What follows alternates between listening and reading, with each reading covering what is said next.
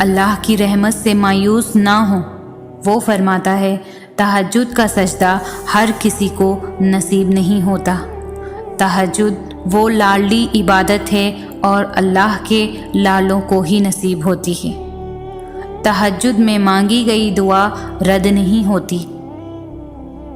تم اسے منانے کے لیے اپنی نیند قربان کرو اور وہ نہ مانے، یہ تو ناممکن بات ہے۔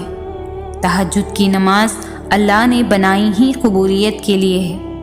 اگر وہ کوئی دعا تمہیں تہجد تک لے گئی تو جان لو تمہاری دعاؤں کی قبولیت ہو چکی ہے۔ وہ فرماتا ہے یہ سختی کچھ دیر کی بات ہے، تم صبر کر لو، صبر کرنے والوں کو اللہ پسند کرتا ہے۔ وہ فرماتا ہے شکر کرو، میں شکر کرنے والوں کو ان کے گمان سے بھی زیادہ دیتا ہوں۔ وہ فرماتا ہے جو دعا تم تہجد میں مانگ رہے ہو حقیقت میں تو وہ دعا کب کی قبول کی جا چکی ہے۔ وہ دیر وقت اس لیے کر رہا ہے تاکہ تمہارا اس سے دعا کا رشتہ برقرار رہ سکے۔ وہ فرماتا ہے تہجد کی نماز معجزوں کا ذریعہ ہے۔ جب تمہیں سارے راستے بند نظر آتے ہیں اور تب بھی وہ ایک راستہ کھلا رکھتا ہے، اور جو جوانی میں اگر تہجد پڑھ رہے ہو تو بڑھاپے میں مجبوری سے نہیں پڑھو گے۔ جو جوانی میں تہجد کی نماز پڑھے، جو نماز واجب نہیں ہے پھر بھی وہ واجب سمجھ کر پڑھتا رہے کہ نہیں میں نے پڑھنی ہے، آپ سوچے خدا کا فضل اور کرم کیسا ہوگا اس کے اوپر۔ خدا خود کہتا ہے بندہ نیند کی حالت میں تہجد پڑھ رہا ہے اور اس کی نیند کی وجہ سے اللہ فرماتا ہے جو بھی اس سے مانگنا میں نے دیا اسے۔ کیوں؟ کیونکہ وہ وقت صرف خدا کا ہے۔ اللہ تو سن لیتا ہے تمہاری ہر دعا، تو تم کیوں وسوسوں میں الجھے ہوئے ہو؟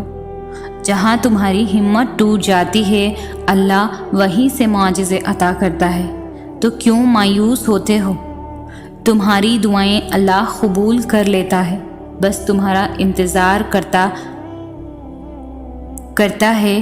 کیوں تھک جاتے ہو مانگتے مانگتے؟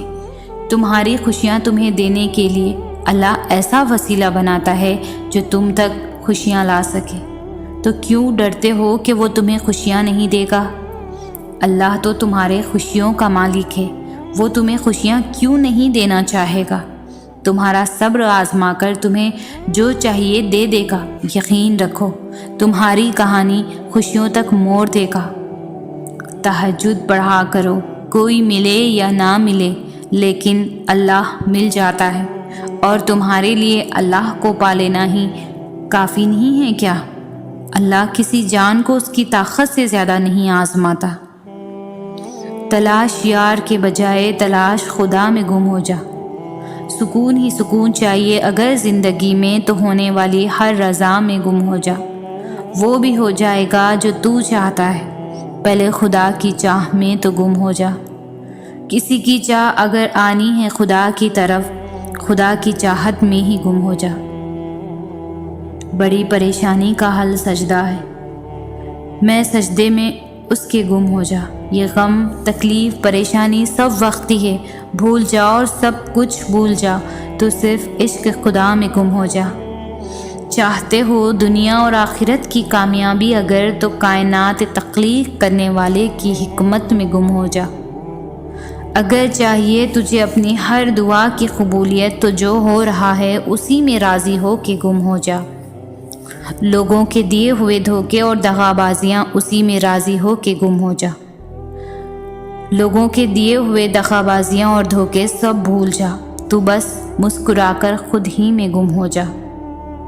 عشق جائز ہے صرف خدا کی ذات سے، صرف ایک کن کی امید لگا کے معجزے کے انتظار میں گم ہو جا۔ اس تڑپ کے بعد معجزے ہوتے ہیں جو تمہیں تہجد تک لے جاتے ہیں۔ اللہ نہ چاہے تو تم چاہ بھی نہیں سکتے، تمہاری چاہتی تمہارے رب سے تمہیں ملواتی ہے۔ کبھی نا امید نہ ہونا اپنے اللہ سے، وہ جب دینے پر آتا ہے تو تم سے سنبھالے نہیں سنبھلتا، اور اللہ تمہاری دعاؤں کے نصیب کو ہارنے نہیں دیتا۔ یقین رکھو معجزے صبر کرنے والوں اور ثابت قدم رہنے والوں کے لیے ہوتے ہیں، تو پھر